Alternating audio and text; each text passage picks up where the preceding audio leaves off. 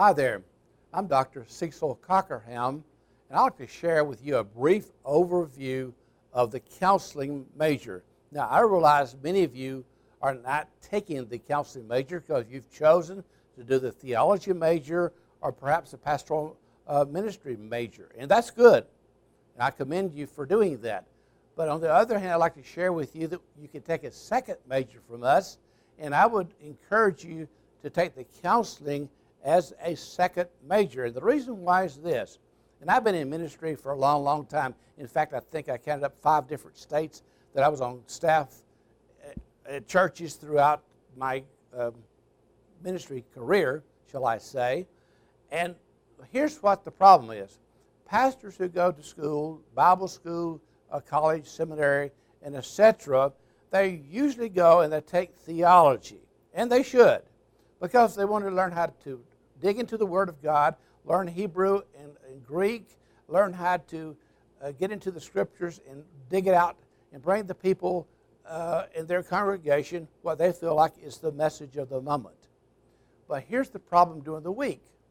People who have problems really are not interested necessarily in theology, though it's important. And here's the problem, and I've seen it many, many times, is this. The person that's coming to the pastor for help, hope, and healing that's always in Jesus, he has an anger issue that he just cannot control. And so the wife says, if you don't get help, I'm leaving you because I cannot continue with you with these major anger issues that you have. Now, the guy or gal, it could be, comes to the pastor, and what's happened, he's not been trained in counseling, but rather it's been in theology. So what he does a quick word search on 4 or 5 scriptures that deal with anger, and he discusses those with the guy or gal that's coming for help. Now the problem is he doesn't know all the techniques and all the ins and outs of what it's involved, like root and fruit, or cause and effect of anger. So what happens is he's just telling the guy, listen, you just need to read these scriptures and follow what the Lord is telling you to do. And partially that has some truth to it. But here's the issue is, he really needs to go and get some information on how to do good, sound, biblically based counseling. So I hope this makes sense to you, and I'm challenging you right up front that those of you who are getting a major in other fields, it's great, it's important for what you're going to do, but I would encourage you to get a second major in counseling. And then I'm going to give you just a quick overview of the courses involved. Now, as I name these, there are sometimes 2 videos, and occasionally there are 3 videos that go with each of these topics. So let's start from the very beginning, which is foundation, before the foundation. And in that video, I talk about Ephesians. He knew us before the foundation of the world. All right, and Timothy, he says we were saved before time began in Timothy. And so what does the word saved mean there? If he saved us before time began, and the word saved is the word in Greek sozo, S-O-Z-O. And so what does sozo mean? Well, I go into that. Deliverance, healing, restoration, soundness of mind, preservation, and protection are just a few of the Greek words, or words from Greek, that means sozo. So sozo is important because it's talking about the here and now, the problem with perhaps this person's anger issues. And the next topic that we're going to be talking about in the video series is going to be flesh. So what does flesh mean? Is this what you're looking at me today is flesh? Well, in a sense, it is flesh. But when Paul is using the word flesh, he often is referring to S-A-R-X in Greek, sarx, which is a belief system, a type of understanding and believing and acting on what is opposed to God.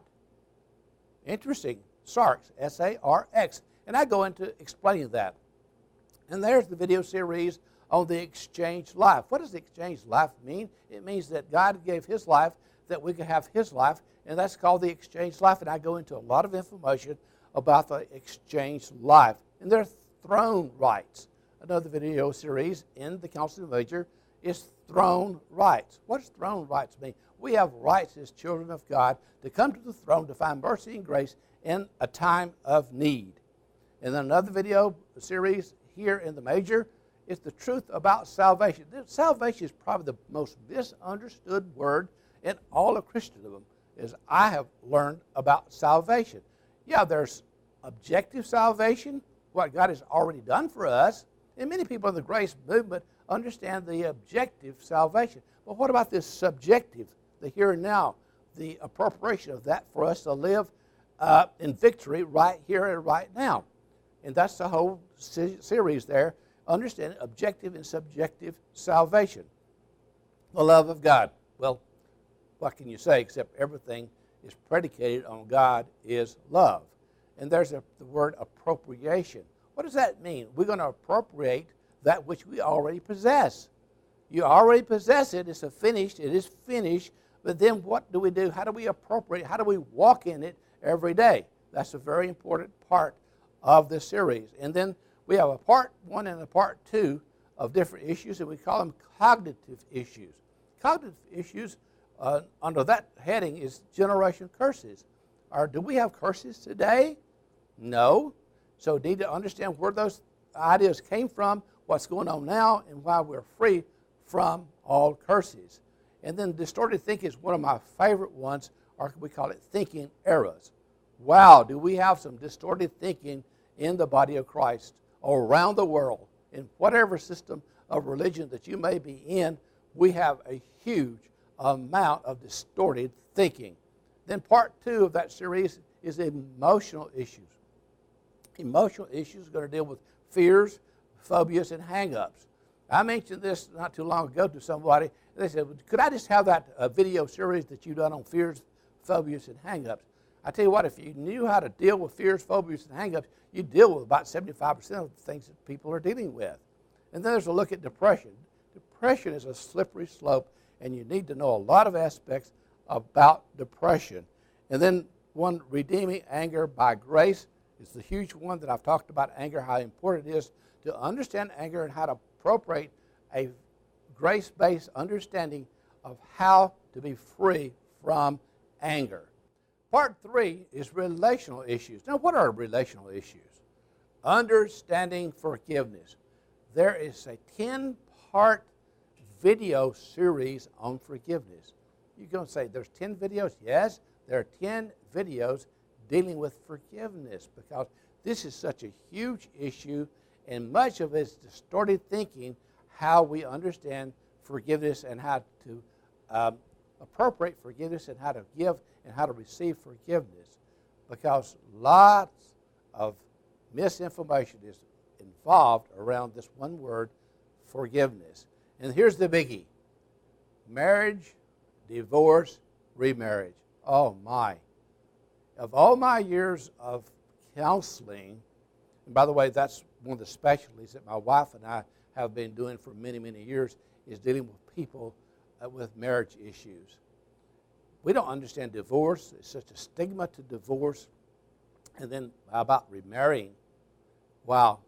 This is really, really important for the pastoral minister to understand how to deal with people in the church that are getting married, because there should be premarital counseling, by the way. So if you're a pastor and you're not doing premarital counseling before somebody gets married, shame on you. Everybody should go through premarital counseling. It'll cut down on the divorce rate, and that's statistically true. And how about divorce? And then the divorced person, what are they to do?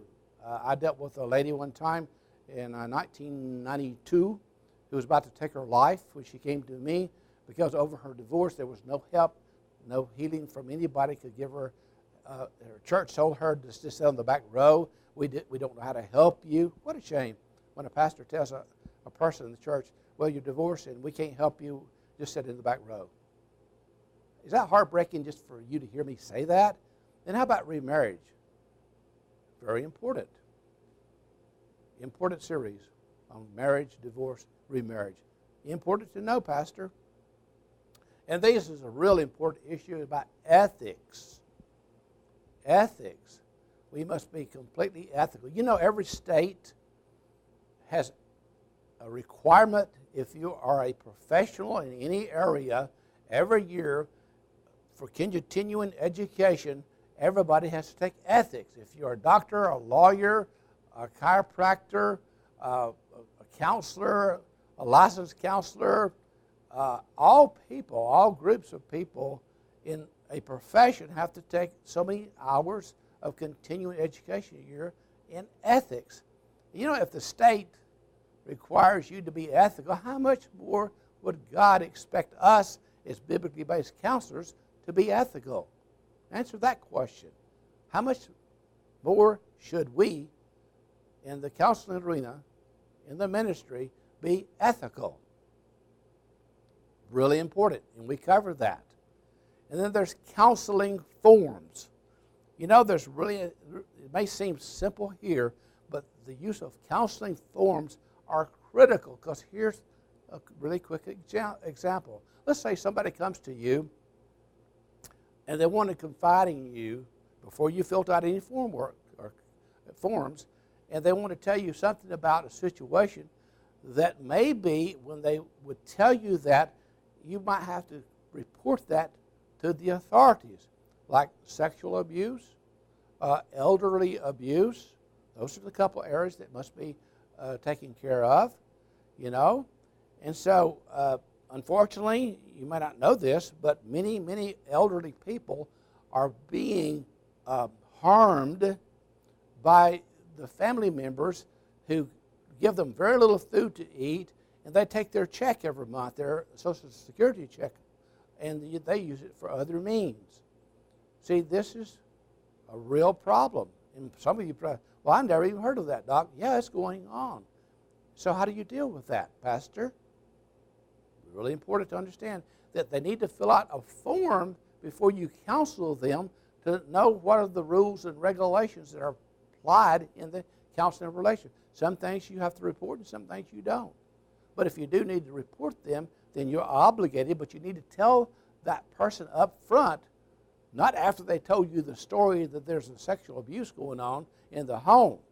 See, that's the after effect. Now, when you have to go report that, that person now is angry with you because you had to report it by law. And all states, by the way, are under that mandate of reporting.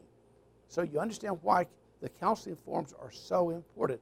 Do the work up front, do the things you need to do up front, and inform the counselee what you must do and what is their relationship with you.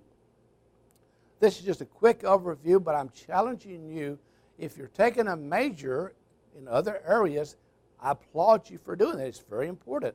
But I want to challenge you and encourage you to take the counseling major as maybe your second major, where you can get this information that will give you a good footing on how to do good biblically based sound counseling that's scripturally based and grace oriented. And this is my challenge to you today. And I'm Dr. Cecil Cockerham, and I'm the teacher for this particular major.